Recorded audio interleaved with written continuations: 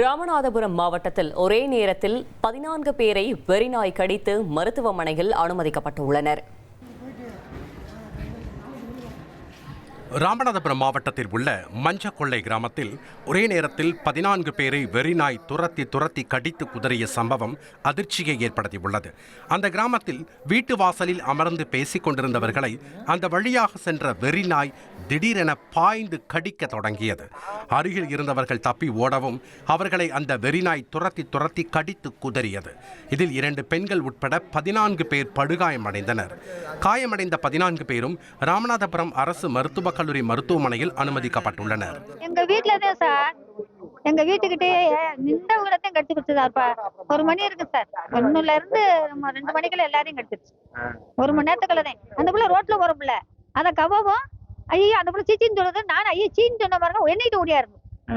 அந்த நான் மேல நின்றேன். அங்கிட்டு கிட்டத்தட்ட ஒரு 100 நாய்களுக்கு மேல தெரியுது கிராமத்துக்குள்ளே.